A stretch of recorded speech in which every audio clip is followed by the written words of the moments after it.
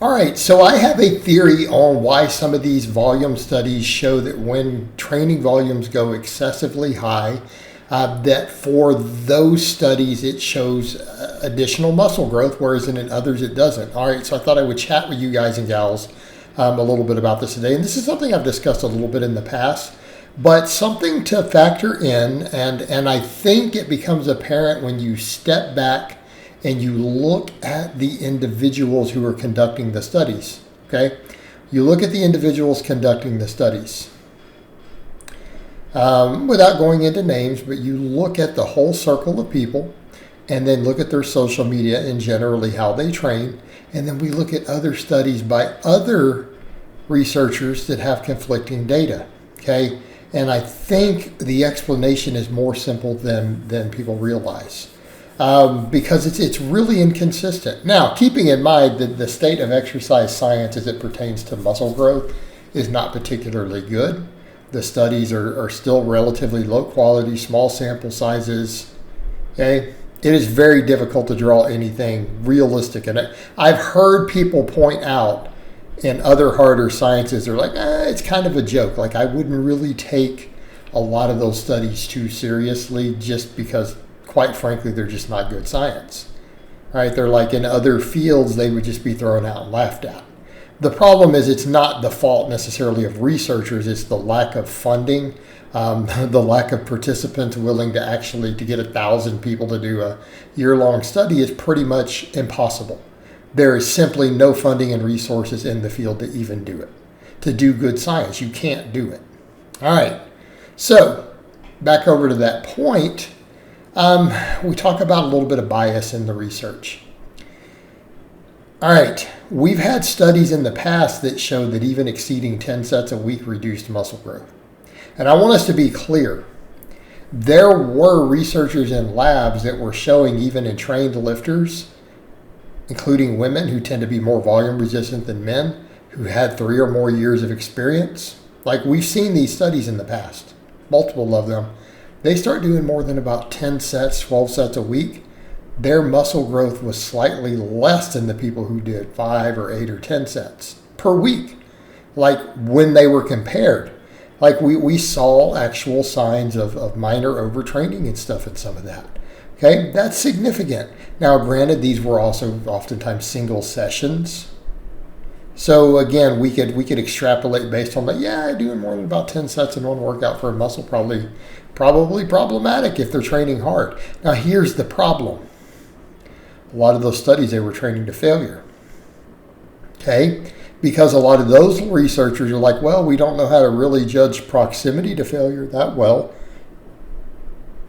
So we'll have our test subjects trained to failure. And let's have our coaches and people watch them. Okay? So they can do it safely.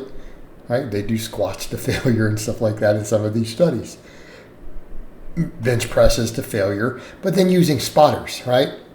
Using spotters and having oversight from researchers and their coaches. And, so you saw this and you saw a lot of these studies show that relatively modest volumes, because I personally train in that range. I do like 6 to 9 sets per muscle group, for those who are unaware.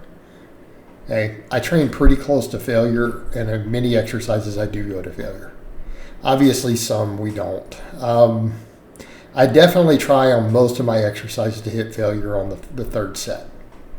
I'll be a rep or so away before, or 0, unless it's something I get stapled on. All right. Well, of course they saw gains at lower volumes. They're training to failure.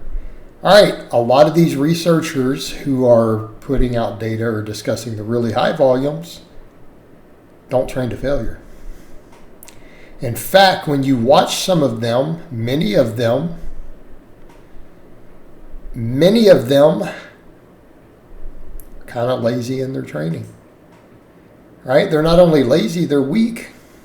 No, I'm not trying to be mean, but I mean, guys, I'm about to be 48 years old. You're watching me rep out with pause reps on an incline, 45-degree incline, 225 for work sets there. Right? Pausing on that last rep and then grinding it. Okay? I train decently hard. I'm decently strong. You guys saw me doing rep work with, I think, 515 deadlifting here. I'm decently strong, for an old guy. Right? Not the strongest in the world. not too shabby. All right. You watch some of them train, though. They're lazy and they're weak. Well, is that going to affect what they're doing in the studies? Is that going to affect the reps in reserve? Well, what if all the people in their studies have 5 reps left in the tank, 4 reps left in the tank on every set? I mean, you watch a lot of them train, and that's sure what it looks like.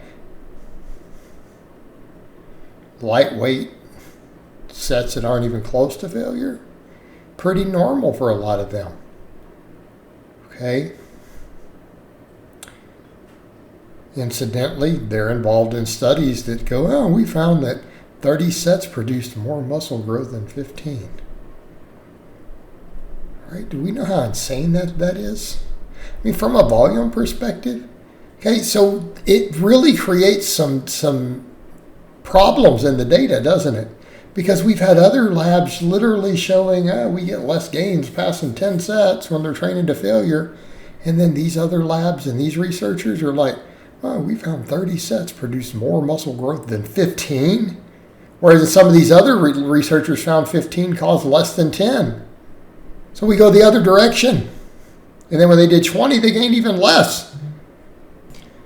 Conversely, these other studies show the opposite. But I think when we look at it, it's clear why. Right? It's clear why. Because they're doing, relatively lazy training on a set-for-set basis. If the researchers themselves train that way, well, what are they going to have the test subjects do that they're observing? Right? They're going to be doing 25 or 30 sets with 3, 4, 5 reps left in reserve. The reason they're making gains is because the first 10 sets they did every week probably didn't cause any muscle growth. They're just not training hard enough. So this, I think, makes sense. This is, I think, a very, very valid explanation.